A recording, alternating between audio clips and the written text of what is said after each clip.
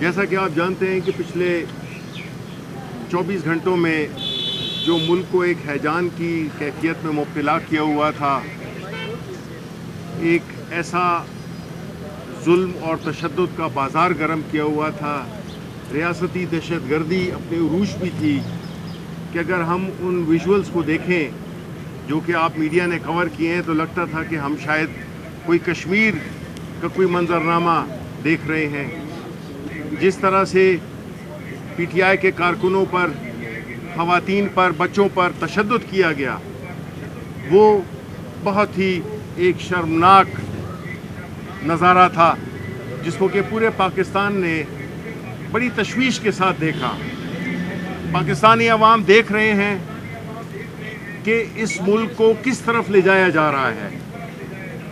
یہاں پہ پاکستان کی سب سے بڑی سیاسی جماعت اور اس کا سب سے محبوب ترین لیڈر عمران خان، اس کے پیچھے کیسے قانونی ایک جعلی مقدمے بنائے جا رہے ہیں، جھوٹی ایف آئی آریں کی جا رہی ہیں اور ان کو ہر طرح سے ہراساں کرنے کی ایک ناکام کوشش ہو رہی ہے۔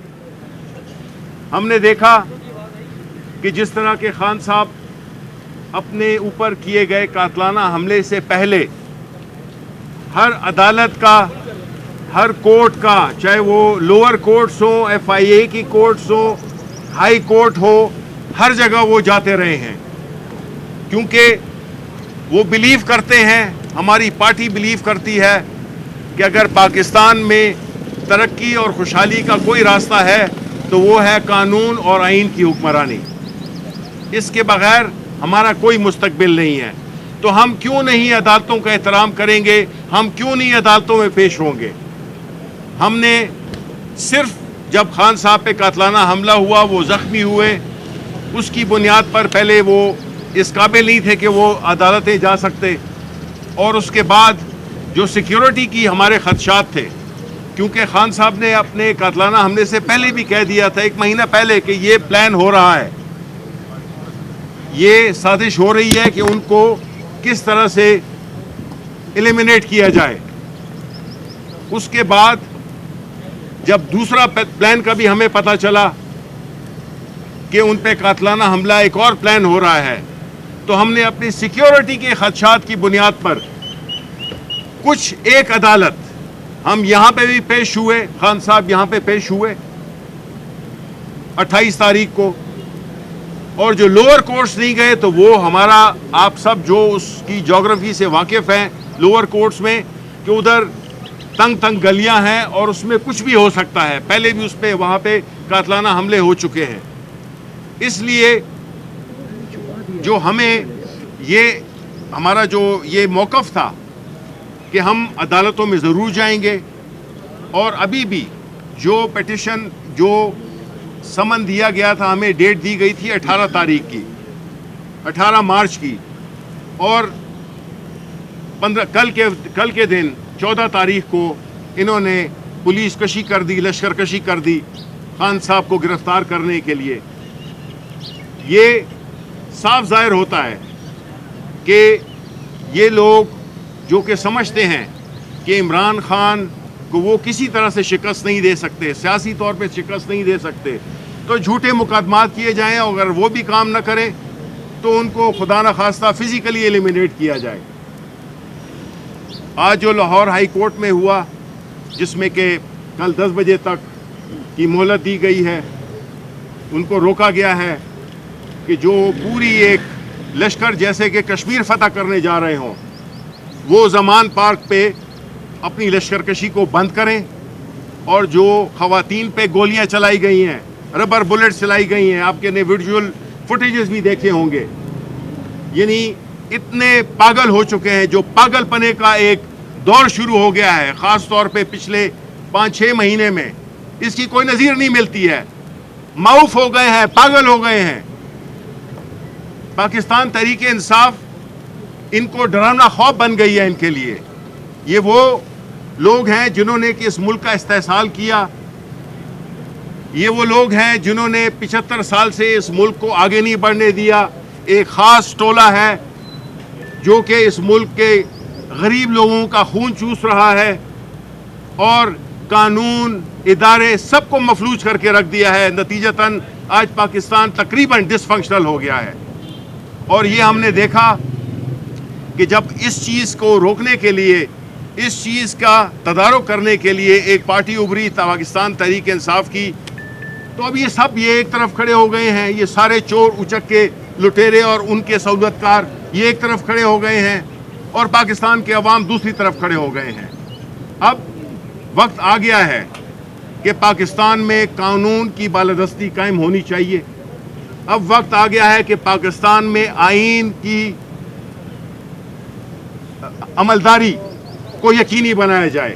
اب آپ دیکھ لیں کہ آئین میں کتنا کلیئرلی لکھا ہوا ہے کہ 90 دن کے اندر الیکشن ہوں گے جب اسمبلی ڈیزالو کر دی جائے. اب ہر ایک بہانہ کر رہا ہے کہ ہم الیکشن نہیں کرا سکتے. آرٹیکل 240 بڑا کلیئرلی کہتا ہے کہ جتنے بھی ادارے ہیں وہ فیسیلیٹیٹ کریں گے الیکشن کو کرانے کے لیے, الیکشن کمیشن آف پاکستان کے. لیکن ہم دیکھ رہے ہیں کہ یہ جو کٹ پتلی 2 نمبر حکومتیں لائی گئی ہیں پنجاب میں اور خیبر پختونخوا میں, یہ بہت چھوٹے لوگ ہیں. ان سب کا بیک گراؤنڈ آپ سب کو پتا ہے. یہ اس عہدے کے حقدار ہی نہیں ہیں. یہ چھوٹے لوگ ہیں جو بڑی مسند پر بٹھا دیے گئے ہیں. ان سے توقع یہی ہے کہ یہ چاہیں گے کہ کسی نہ کسی طریقے سے ان کی جو اقتدار ہے, جو کہ ایک بڑے عرضی طور پہ یہ آئے ہیں, اس کو کس طرح سے لمبا کیا جائے, چاہے ملک کا بیڑا غرق ہو جائے. اب پاکستان کے عوام نے حقیقی معنوں میں فیصلہ کر لیا ہے. وہ عمران خان کے پیچھے کھڑے ہیں.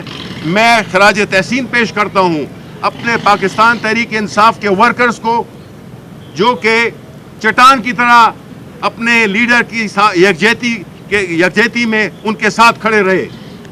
یہ لوگ جو کہتے تھے کہ یہ ایک برگر پارٹی ہے, یہ برگر پارٹی ہے لیکن اس کے اندر جو ہے تو لوہے کے چنے ہیں. اس پارٹی کو, یہ واحد پارٹی ہے جو پورے فیڈریٹنگ یونٹس میں یہ موجود ہے, اور ایک ایسی پارٹی ہے جس کی نمائندگی پاکستان کے طول و عرض میں ہے.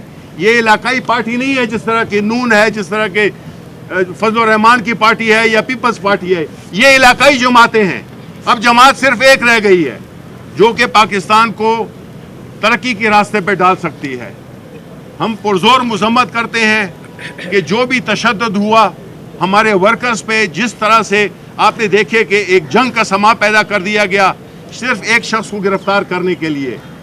کاش وہ جو پشاور میں جو مسجد دھماکہ ہوا ہے دہشت گردوں کو, اس کو ابھی تک یہ گرفتار کر چکے ہوتے. اس کو تو گرفتار نہیں کر سکے, لیکن ایک ایسے لیڈر کو جس نے اس ملک کو شعور دیا, اس کو گرفتار کرنے کے لیے انہوں نے پوری کی پوری ایک لشکر کشی کر دی. یہ ایک ایسا دوراہا ہے اس وقت پاکستان میں جس میں کہ پاکستان کے عوام نے یہ فیصلہ کرنا ہے اور اپنا حصہ ڈالنا ہے. یہ عمران خان کی جنگ نہیں ہے, صرف وہ ہمیں لیڈ کر رہا ہے. اس وقت ہر وہ شخص جس کے کہ کوئی مفاد اس بوسیدہ سسٹم سے بندھے ہوئے ہیں, اس وقت اگر آپ اپنے بچوں کے مستقبل کو دیکھنا چاہتے ہیں خوشحال, تو آپ پاکستان تحریک انصاف یا عمران خان کی جنگ میں اپنا حصہ ڈالیں, اپنے تئیں جو بھی آپ کر سکتے ہیں. لیکن یہ نہیں ہو سکتا کہ ہم ملک ان چوروں اچکوں کو کے حوالے کر دیں جو کہ ہم پہ مسلط کیے گئے ہیں. بہت بہت شکریہ.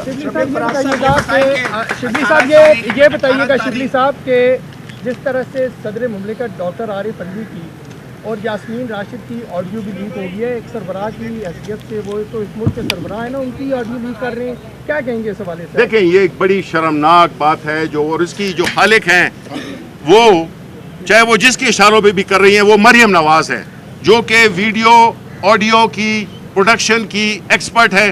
ان کے پاس آپ کو ہر قسم کی ویڈیوز مل جائیں گی.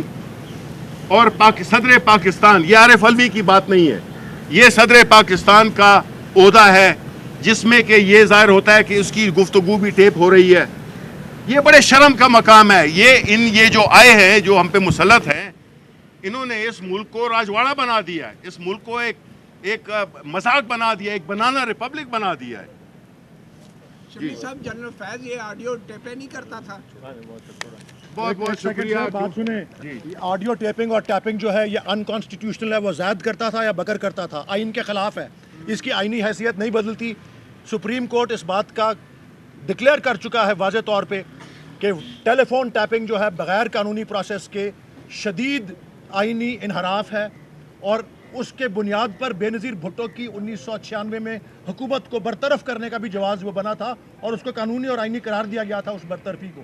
تو یہ قطعی غیر، اس کی جتنی مذمت کریں وہ کم ہے، کیونکہ وہ آئین میں انسانی حقوق، بنیادی حقوق جو پرائیویسی کا ہے، وہ اس کی خلاف ورزی ہے. اور میں اگر آپ کو جواب دیتا چلوں تو میں یہ ضرور کہوں گا کہ یہاں غیر ذمہ دارانہ سوال کر کے ارشد شریف کی شہادت کو میں سہولت کاری کی گئی. بہت شکریہ. صاحب بات سننا، 18 مارچ کو سیکیورٹی کلیئر ہو جائے گی. 18 مارچ کو خان صاحب آ رہے ہیں. بالکل آ رہے ٹھیک ہے جی، ہم نے شورٹی دی ہے، آئیں گے. شورٹی دی ہے، شورٹی.